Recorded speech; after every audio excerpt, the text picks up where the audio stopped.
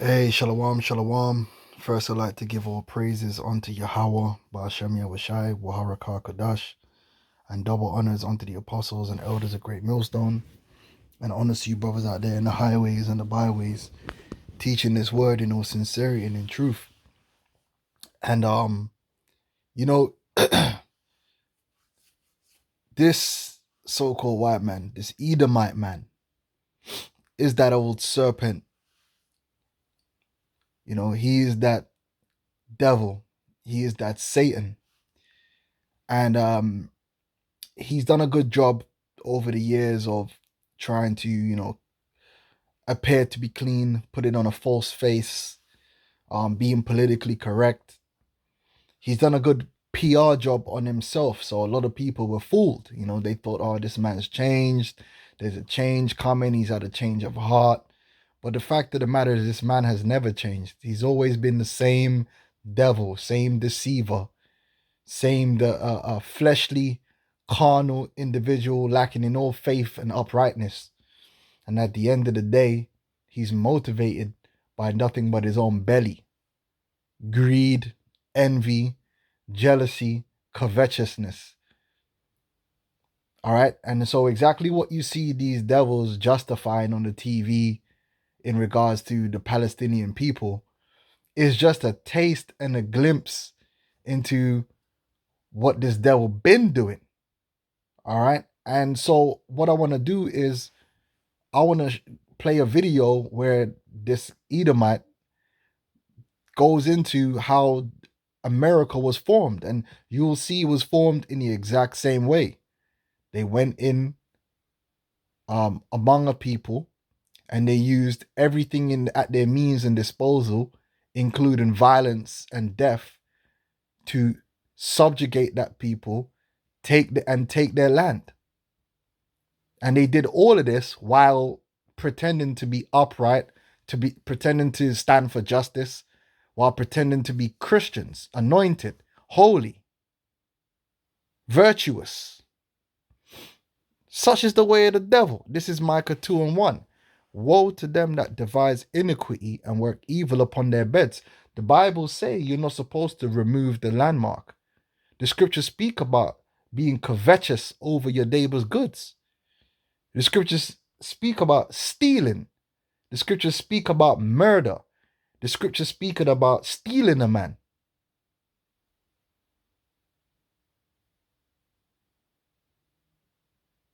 Okay? The scriptures speak about preying upon the widow and all these things. Iniquity, that's what this man spread. Woe to them that devise iniquity and work evil upon their beds. When the morning is light, they practice it because it is in the power of their hand. As long as Esau has the military might to do something, he gonna do it. He gonna find a way. And they covet fields, right? They coveted the whole world, basically, beginning with America. They coveted the United States of America, 3,000 square miles, a land which was owned by our brothers Gad and Reuben. And not just America, but we're going to focus on America.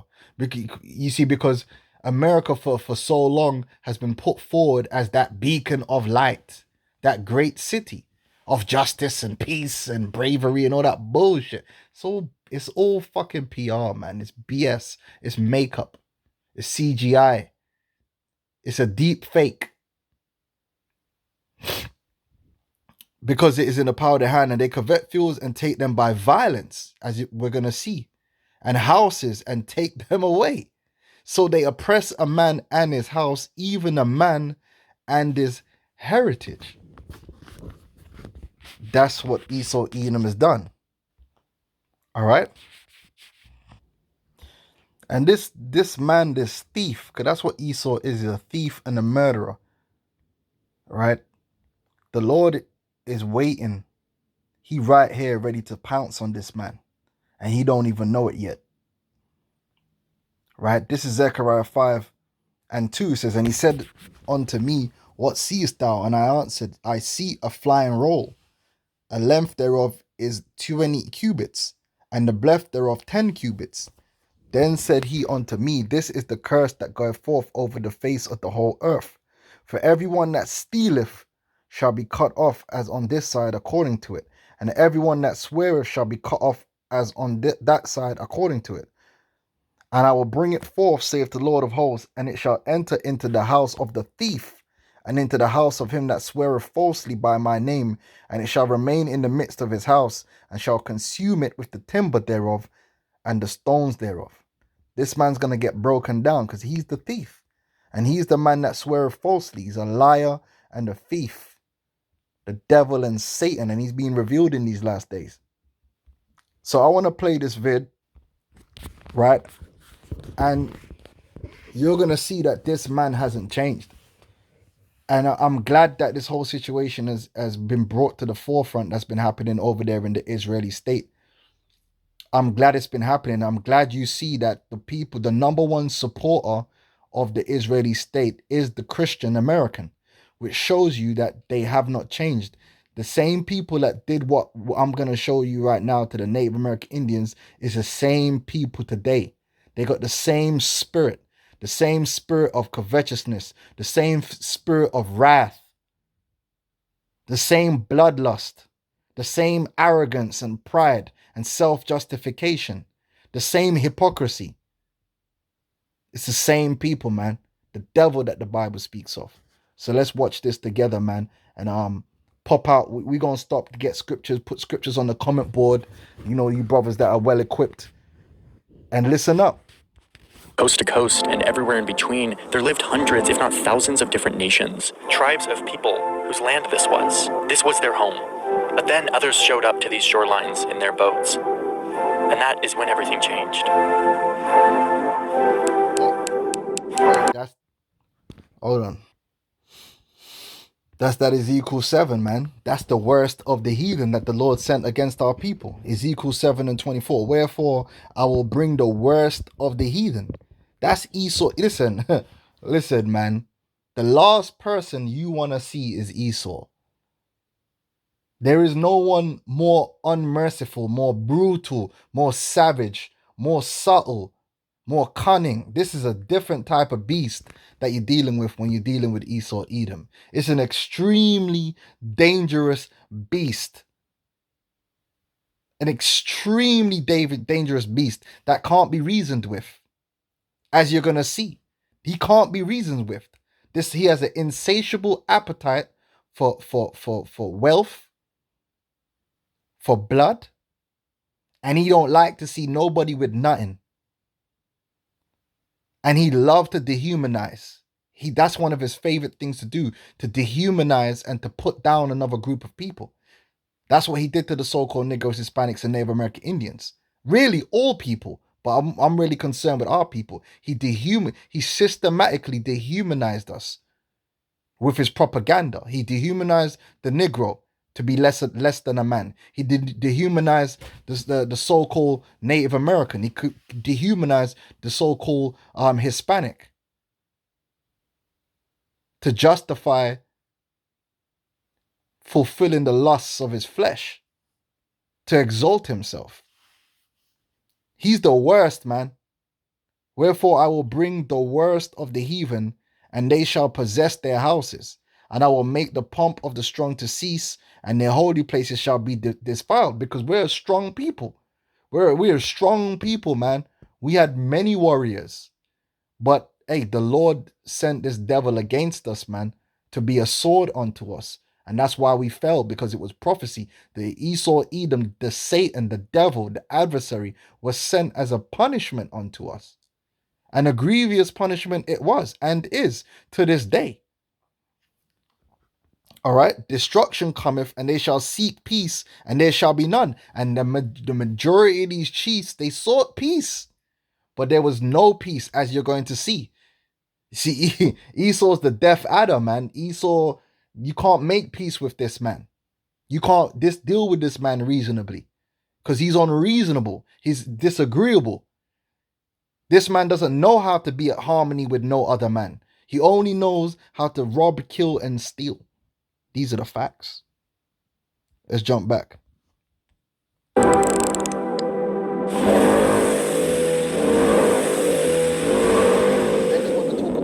God bless America, man, when you stole the land.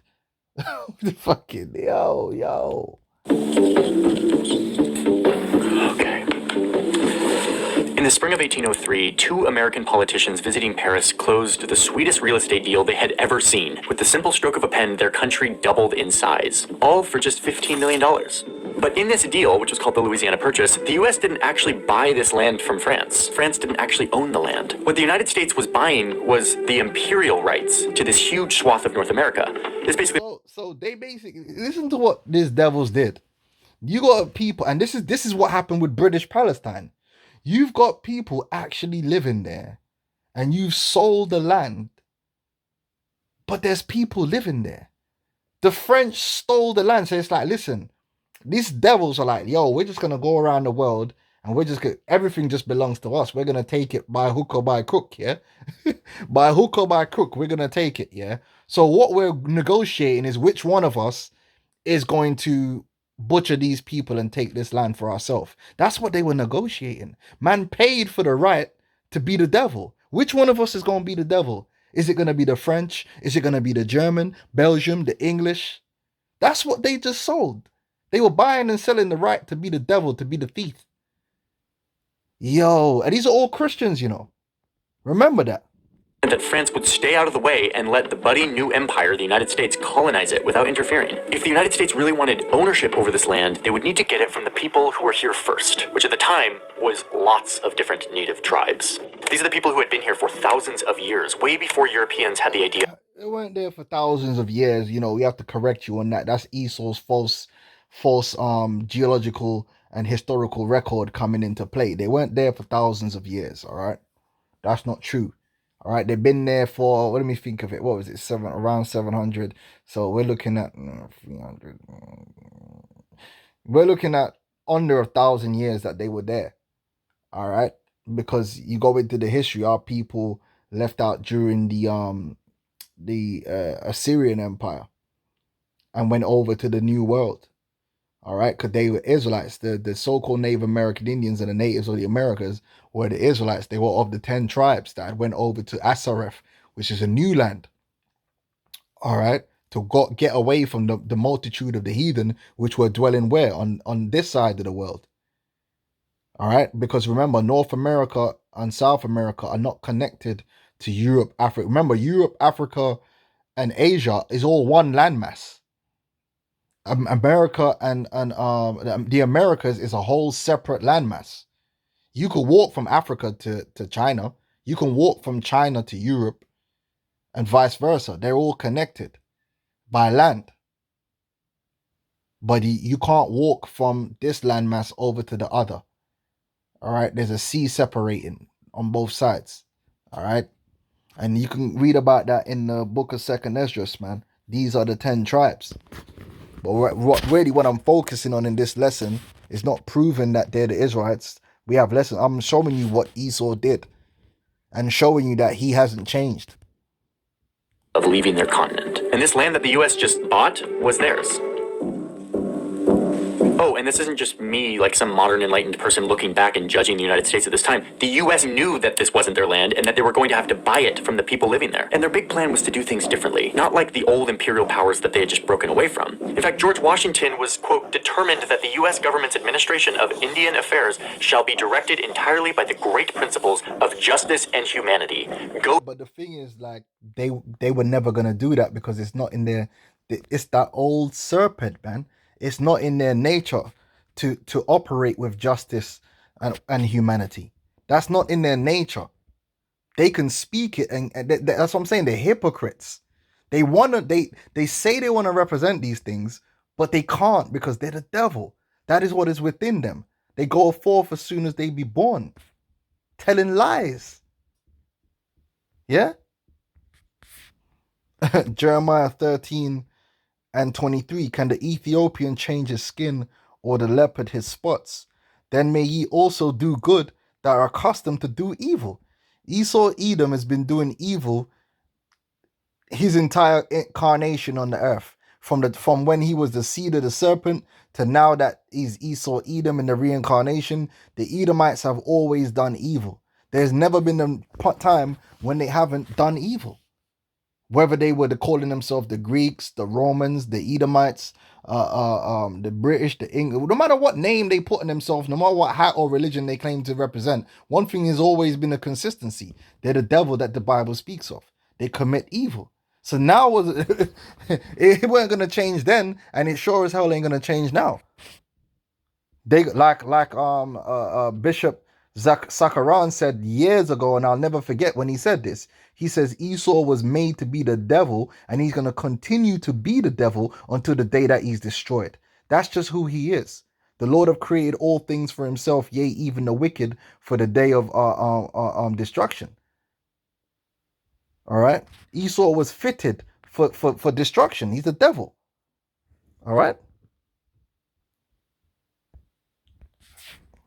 Go USA, let's do this in the right way. So instead of conquest, they would negotiate and sign formal treaties with these native nations. Then they would pay them for their land, fair and square. After all, this was a country whose founding document highlights justice, tranquility, welfare, and liberty. In our stole, we get to see how the US It's just lip service, man. It's just lip service. It's lies. Hypocrites.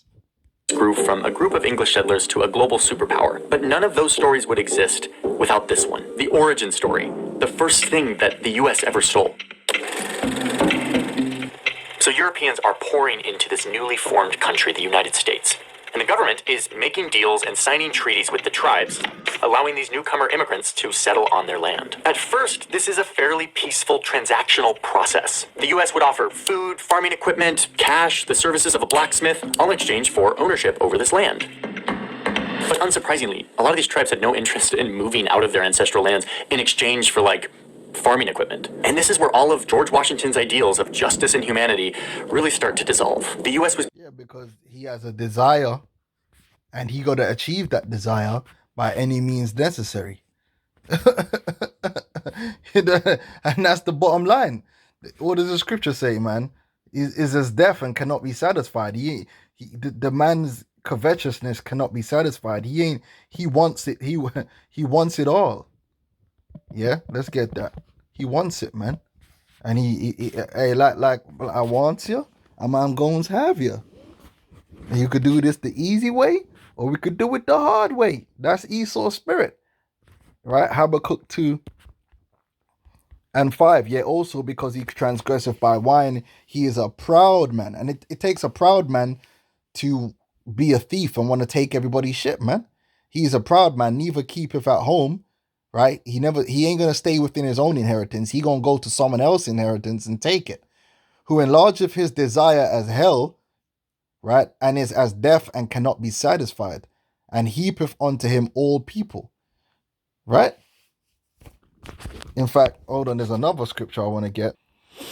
Because he's about to show you when the so-called peaceful route didn't work, they reverted to the sword. Psalms 55:20, he hath put forth his hands against such as be at peace with him. He hath broken his covenant.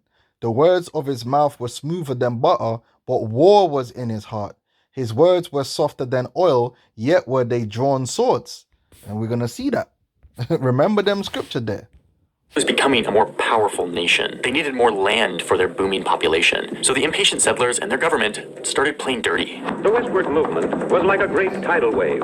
You start to see what happens when these tribes say no to the newly powerful United States. In one instance, one group of tribes up near the Great Lakes didn't want to sell their land. They told the United States that this river would be the border and to not cross it, to stay off their land. The US said no, and they took them to war and lost twice. But on the third time, these are the good Christians.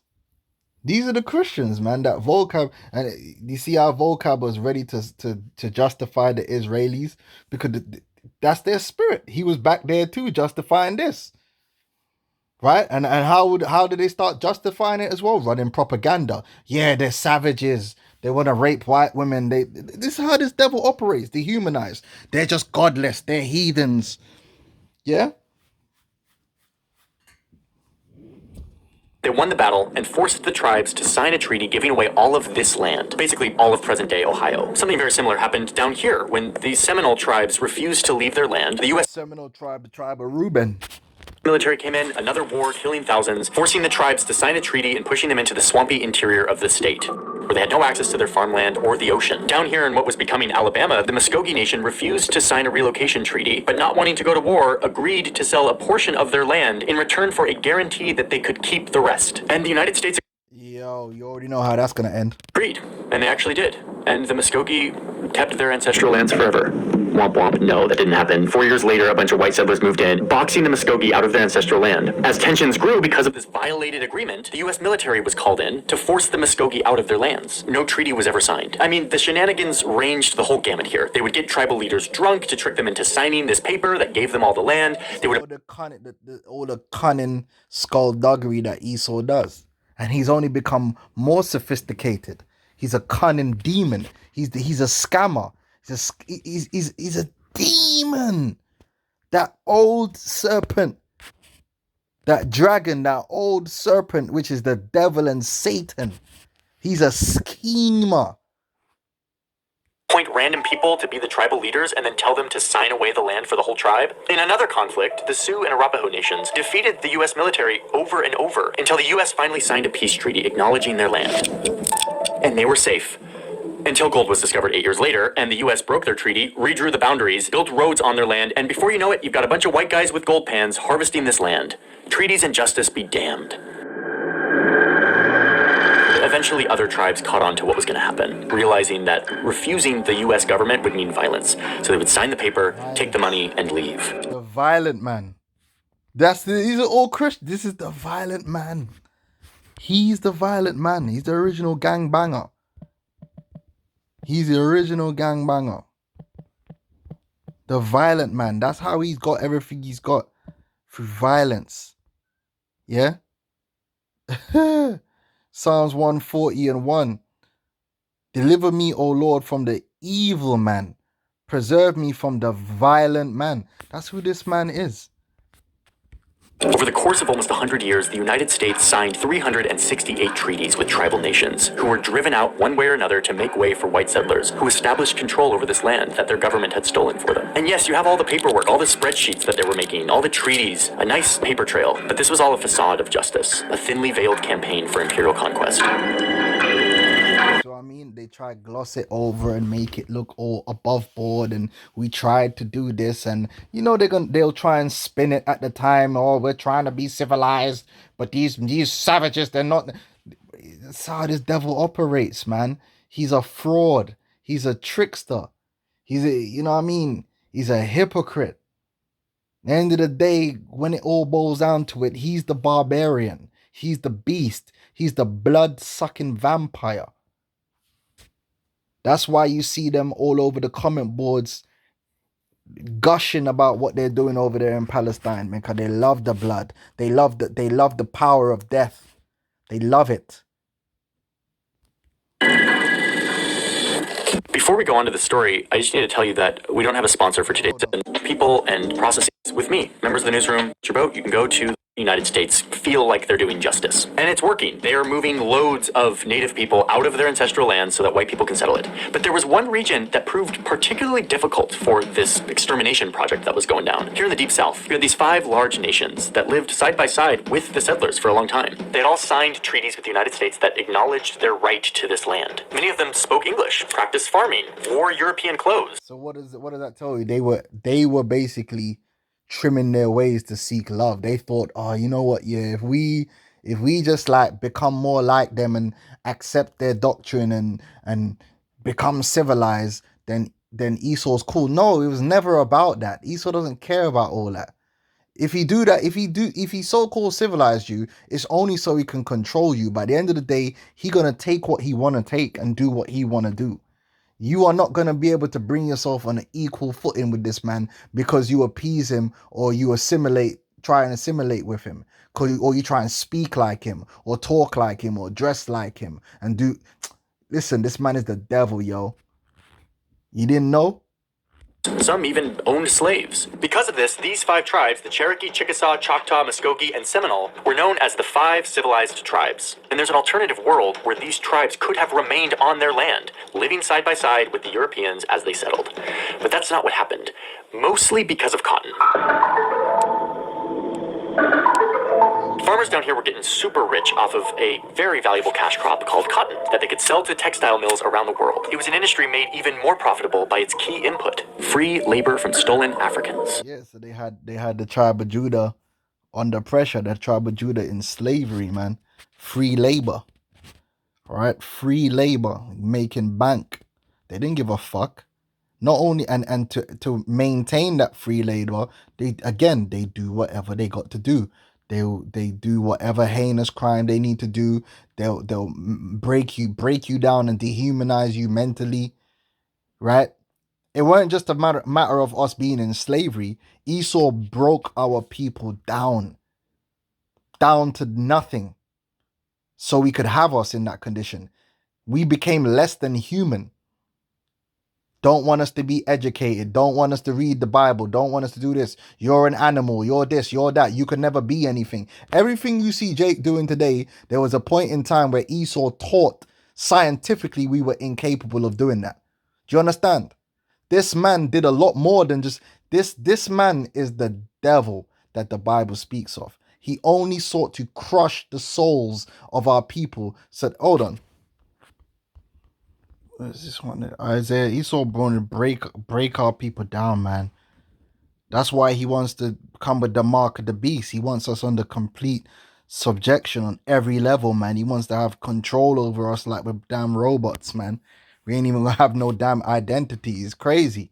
This man is doing too much. Isaiah 51:23. But I will put it into the hand of them that afflict thee, which have said to thy soul, bow down, that we may go over. And thou hast laid thy body as the ground and as the street to them that went over. That's what Esau wants. Devil, man. There was this one strip of land down here called the Black Belt Prairie that was particularly desirable for farming cotton. But as you can see, it was locked up in what the United States treaties had formally acknowledged as belonging to native nations. But the farmers down here were looking at this as like, this is a perfect place to expand our cotton kingdom. So, these southern slave owners did what was kind of becoming U.S. policy towards the people living on the land that they wanted. They made up their own rules. The state of Georgia was particularly aggressive in trying to clear this land out, or in the words of their governor at the time, to replace, quote, all of the red with white population. They targeted the Cherokee Nation, passing a law that abolished their governments. The Cherokee are not going to stand for this, so they fight back using the same shenanigans that the United States is trying to use, the U.S. legal system. They take Georgia to court, a case that went all the way to the Supreme Court. And guess what? The Cherokee Nation won. Like, there was no way around the fact that they had ironclad rights to this land. Oh, yeah, but you see Esau got that sword, boy. That murderer. Yo, the murderer. He was a murderer from the beginning, man. Hold on, let's get that real quick. He's a devil, man. Didn't I tell you this man is a devil? It's John the 8th chapter. I told you this man is a devil, man. You don't ramp to listen. This man don't ramp to murder, you know. John 8:44. Ye are of your father the devil, and the lust of your father ye will do. He was a murderer from the beginning and abode not in the truth, because there is no truth in him. When he speaketh a lie, he speaketh of his own, for he is a liar and the father of it. And that's Esau. He's the father of lies, man. And he's a murderer. He's a thief and a murderer.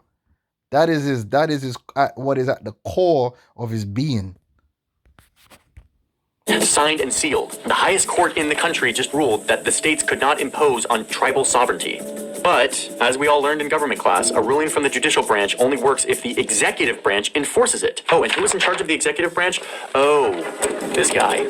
The guy who wrote a letter to his wife during the War of 1812 from the battlefield saying that he had successfully slaughtered 170 Native Americans in, quote, an elegant style. Oh, and the guy who's on our $20 bill? Yeah, him. Andrew Jackson thought that negotiating treaties with the people who were living here was a ridiculous notion. So he looks at the Supreme Court ruling that validates the Cherokees' right to their land, and he literally responds in the snarkiest way possible, saying, the Chief Justice, John Marshall, has, quote, made his decision. Now let him enforce it. No, he was not going to enforce it. Jackson had a different plan. Yo, I got a scripture. Hold on. Sirach 5:1 says, set thy heart upon thy goods and say not, I have enough for my life.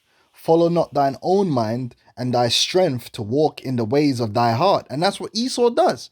Esau just walks in the ways of his own heart, man. and say not, who shall control me for my works? For the Lord will surely revenge thy pride. And that's Esau's spirit. Like, who gonna stop me? Yeah, even the Mars, somebody stop me. That's Esau's spirit. Like, what you gonna do about it? That's what he's basically saying. Okay, you passed that judgment, enforce it then. Do something now. That's this Esau spirit. In mind. It came in the form of a new law that he pushed through both houses. That spirit. That's why America and all, they set up the UN and all that shit, and the UN make a ruling and they'll go against the ruling because they're like, what the fuck you gonna do about it? They'll commit war crimes, all that. They're like, well, what are you gonna do? They don't respect nothing. The only thing they respect is violence, and the Lord is gonna show them violence. Of Congress. His whole worldview towards First Americans embodied in a piece of American legislation, the Indian Removal Act of 1830. This law used taxpayer money to get tribes out of the United States and to relocate them to an uninhabitable place that surely no American settler will ever end up. The Great Plains seemed an inhospitable land to people familiar with the eastern states and of Europe. This became their dumping ground, and it came with a promise. Move here and we will never mess with you again. And what's crazy to me is that even after all of the shenanigans, all the facades, they continued to play this charade, saying that the nation of Indians may choose to exchange their land where they now reside. The law says that the government had to negotiate these treaties fairly. What is he telling you there? They were still keeping up the facade that they just weren't the devil. Do you know what I mean? And that's the same thing Esau's doing today, pretending to be the right of the matter, you know, the upstanding civilized. No, they're just the devil, man. That's how their corporations act. It's all PR. It's sickening. Scum. Voluntarily, peacefully, and that the government would, quote, forever secure and guarantee them their new land, and that they wouldn't break any of the pre-existing agreements that they had made in previous treaties. But no, this was just more pretending. A paper trail of pretend humanity. Just as I love it. A paper trail of pretend humanity. Yeah, I might have to put that as the title. A paper trail of pretend humanity. Devils. And so that pretense is being exposed. Yeah, 2 Thessalonians 2 and 3. Let no man deceive you by any means, for that day shall not come except there come a falling away first, and that man of sin be revealed, the son of perdition, who opposeth and exalteth himself above all that is called God, or that is worship, so that he as God sitteth in the temple of God, shewing himself that he is God. Right? This man boots himself up and places himself as the Holy One, the righteous one, the do-gooder, when really what? He's the devil. He's just pretending. I like that. Let me hear that again, because I need to remember that. A paper trail of pretense. Existing agreements that they had made in previous treaties. But no, this was just more pretending. A paper trail of pretend humanity. Just as Andrew Jackson had ignored the Supreme Court ruling, he had no intention in following the law that he helped create. But he kept up the ruse. More documents, more signatures, more paper that made these civilized, justice-minded people feel like they weren't orchestrating a mass ethnic cleansing, sanctioned by the government, paid for by taxes, but they were. So this law is implemented, and the United States government, military, and even private companies start to ramp up their removal efforts of First Americans. They focus in on these 5 tribes that were sitting atop the land that they wanted for their cotton empire. More bribes, more pretend negotiations, and when push came to shove, more threats of violence. The Cherokee eventually signed a treaty agreeing to sell their last portion of land, and they moved west, out to their little rectangle of land that had been allocated to them by the government on maps. The only problem was that the leader who signed the treaty on behalf of the Cherokee people was not actually the real leader. They had no authority to make this decision. The Cherokee chief furiously protested this, but the US didn't care. They had their signature from someone. In their eyes, all was justified. Between 1831 and 1838, nearly every member from the 5 tribes was expelled from their land. 100,000 people, whose home this was, now forced to walk by foot for more than 1,000 miles through brutal weather and terrain towards a little box on the map, a place they had never been before. The Cherokee would eventually call this journey the Trail Where We Cried, or the Trail of Tears. Some tried to fight back against their oppressors, and others stood their ground until they were forcibly bound in chains by the US government and herded west at gunpoint. Their land was vacant, and cotton farmers with their slaves moved in, and the economy grew.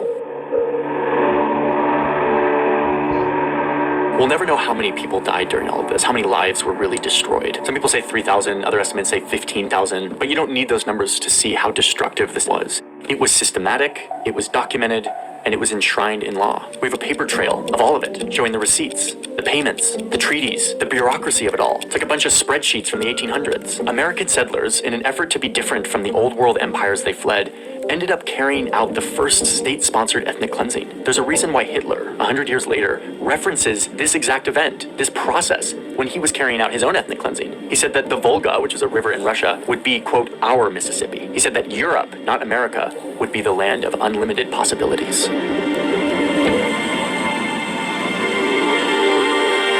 The story of what happened to many nations of the first Americans doesn't end here. In fact, this is kind of the beginning. We're gonna make a second part to this video, and in that part 2, I wanna show you what happens next once these tribes arrive to their little rectangle on the map. Indian Territory, the place where these tribes were forced out, dumped, and left to build a new life, and how they once again tried to fight back using the legal frameworks that had pushed them out, and how all of that led to the establishment of one state in our country that could have looked a lot different.